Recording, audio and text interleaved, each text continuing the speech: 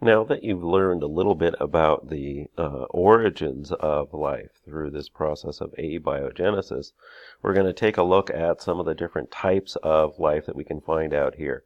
And in this phylogenetic tree, what we can see is that there was a common ancestor at some point in the past, and this ancestor evolved to give us the different groups of life that we know of today. And we know that there are these groups of prokaryotic cells out here that are the domains with the bacteria or eubacteria, and then the ancient bacteria known as the Archaea, and then the eukaryotic cells that are over here with a lot of the kingdoms of life that we are more familiar with, because this is what we can see on a daily basis.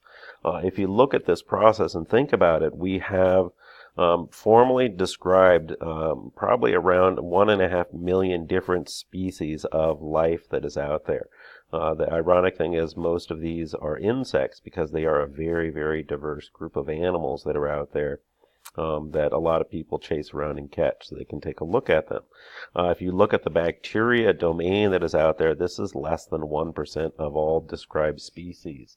So there are a lot of bacteria cells out there that we have no idea about, and we're starting to learn more and more about them because we can sequence the chromosomal DNA that you can find in different environments and start to learn a little bit more about those characteristics.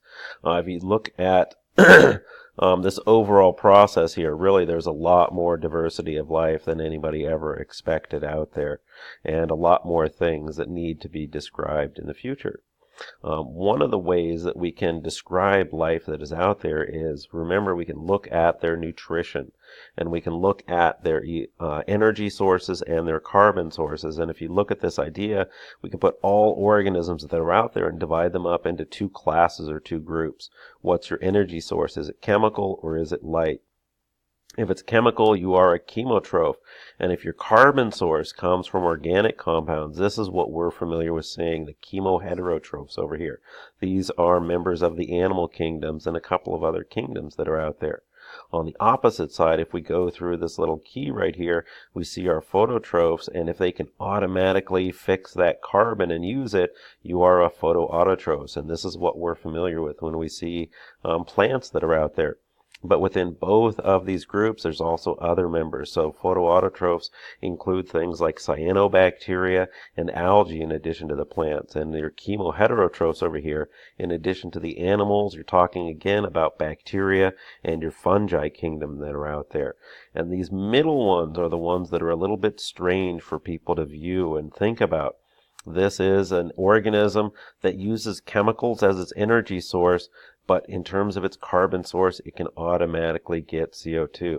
So this is like a plant that doesn't do photosynthesis, so something that could grow in the dark where it uses the chemicals for energy. And likewise over here, you have a plant that can't automatically get access to it's CO2 out there that it actually needs to get it from organic compounds. And members of both of these groups right here are going to be found in with the bacteria that are out there. So when you think about this, we always learn that ecosystems are based on photosynthesis, that grass allows different organisms to eat, and then it works its way up from photoautotrophs to the chemoheterotrophs. Well, these guys that are out there can change that whole paradigm. You don't have to rely on sunlight as a source of energy. If we go on to look at our cells that are out there that we see from that phylogenetic tree of life, we find there are 4 structures in all life that is out there. You have to have a plasma membrane, that phospholipid bilayer that is going to separate the cell from the environment. What we do know is that these membranes do differ in the composition of those phospholipids. The chemicals that make them up are similar when we look at bacteria and eukaryotic cells, but the archaea are slightly different, and that might be an evolutionary relic from the environment when they evolved out there. If you look at your cells that are out there, you have to have a cytoplasmic fluid, this liquid or jelly-like substance inside the cell. You also need to have some genetic instructions to tell the cell not only what to do, but also to provide the information for the next generation. And so that's your DNA chromosomes and your RNA molecules. And then the last structure that is found in all cells that we know of out there are you have to have these ribosomes floating around in your cytoplasm. Those are the protein factories that are going to make your enzymes and various structures that are out there. When we start to consider what's going on with these prokaryotic cells, we can see that they do have certain defining characteristics. Most of them are unicellular, so single cells that are out there, and they're small. They're in that 1 to 5 micrometer range. There are exceptions to this rule, and if you look at this little pin over here, when you put it under an electron microscope, you can see the size of the bacteria on the end of that pin. These are really, really small things that are so small that we need a microscope in order to view them.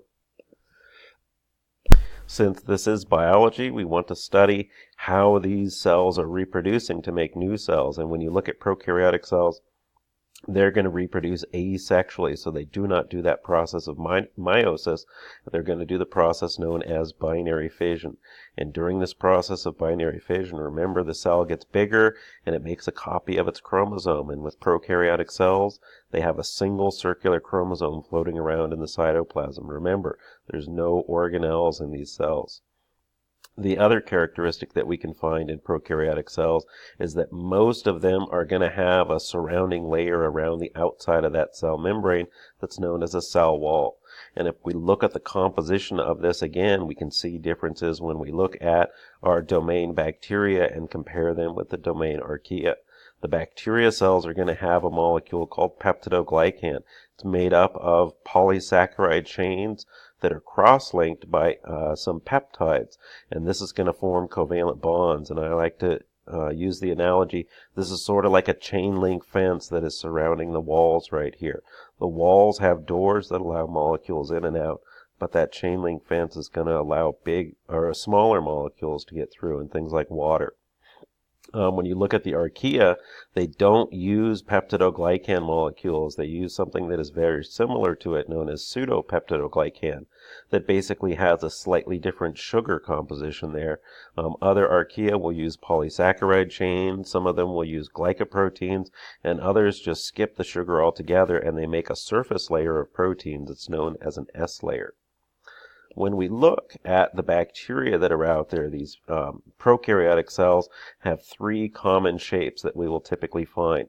They are either spherical in shape, they're known as coccus from the Greek word for berry, or they are rod-like cells, so they look kind of like those oblong pills, and those are known as bacillus, or they come in these interesting little spiral shapes here, and those are known as spirilla. When we look at the Archaea, remember, these cells evolved when the planet was very, very different today. You can think of that primordial planet environment as more like vents in the ocean where volcanoes are coming up. And so it was a lot hotter and there was a lot more chemical energy available. And we can still find these environments in the ocean today. They're known as smokers. We can find bacteria like these Archaea growing out there, and some of them are Halophiles, and these guys actually thrive in really, really salty environments. And when I say salty, I mean you can take a cup of salt, add 2 cups of water, and that's the kind of environment that they live. And if you're flying into San Francisco or Oakland, sometimes you can see the salt pools where they're letting in the ocean and then they let the water evaporate, and you can actually see these colors are the pigments inside of the bacteria that are growing inside of these salt ponds here. We can also find Archaea out there in what are known as thermophilic environments, and these guys like very, very hot water, and they can grow in temperatures from 65 degrees Celsius up to 125 degrees Celsius. And remember, water can boil at 100 degrees Celsius. So these bacteria are living under high pressure water at the bottom of the ocean next to those magma vents, and the chemicals that are in there are providing the energy for those chemoautotrophs to be able to survive in the absence of that light for photosynthesis. The other major group of Archaea that people have found is what's known as Methanogens. And these guys can actually metabolize organic compounds, and they will take those and turn them into methane, which is a very simple molecule. It's got carbon with 4 hydrogens on it, and this is what we commonly use in the labs to light our Bunsen burners. But think about this. These bacteria are found out there in the mud, in lakes and swamps. They're at the bottom of the ocean down there. And when dead organisms sink down to the bottom, they sort of settle in the mud there, and the bacteria can actually break them down, and they're going to form methane gas that is in the ocean. And so this is one of those causes for where people talk about swamp gas and how you can actually light it on fire because it is methane. Notice the other thing where we do see these methanogens is in the stomachs of ruminants that are out there. So they are indeed producing methane gas that they're farting out there. And this might seem kind of funny, but it turns out methane is a much, much worse global climate change kind of gas than CO2. And as the planet is warming up, it's freeing up more and more of this frozen permafrost, and the methanogens are able to come out of hibernation, and they're breaking down all of the dead plant and other organic materials, and they're producing more methane. And if you think about that, that is what's known as a positive feedback loop. We're making more methane that is warming up the environment, that is releasing more methanogens, and this cycle is feeding on itself right now. Some of the other kinds of interesting bacteria that we can look at, and again, we're out of the Archaea because there's no known bacteria or no known Archaea out there that can cause diseases, but the bacteria are definitely ones that can cause diseases on us. And over here we can see Lyme disease that is actually carried by a tick that is basically injecting this little spiral kind of cell into you when it bites you. And these cells spread from the initial site of the infection and they swim outward. And so you get this characteristic kind of bullseye rash right here. You don't always find it if you get bit in the head because your hair covers it up. And over here we can see MRSA that you might have heard about, and this stands for methicillin-resistant Staph aureus. And these are bacteria cells that have evolved to basically resist penicillin and all of its derivatives that are out there. So we can't treat these bacteria with our standard kind of antibiotic that interferes with peptidoglycan cell walls. We have to use some other form because we've put selective pressure on this population of cells, and they have evolved to develop resistance to that. And on the bottom, what we see here is what's known as a bacterial endospore. And this can actually form when cells go into an environment where it's not really healthy for them. So if you think about if it's too hot, or if they're lacking water, or maybe the pH changes, these bacteria can actually go dormant, where they will actually make extra protective layers around their DNA, and then the cell just sits there as a metabolically inactive thing. It's kind of like a rock at that point. And when something changes in the environment, maybe they get access to more water, the cell can basically wake up, and then they germinate to produce new cells. So this spore is going to allow them to survive. And this is a big problem if you think about canned foods that are out there. We have to find some way to kill off these spores in your food because they can cause botulism, which is food poisoning. You can also get tetanus spores when you step on a rusty nail. It's not the nail that gives you tetanus, it's the bacteria endospores that are pushed underneath your skin, and then they're going to germinate and they start to release a chemical that is known as tetanus toxin, and that chemical is going to cause your muscles to basically lock up, or you get lockjaw as a result of that. And this isn't to say that all bacteria are evil or bad for us. We also have beneficial prokaryotic cells that are out there. And this is where we can put microbes to work.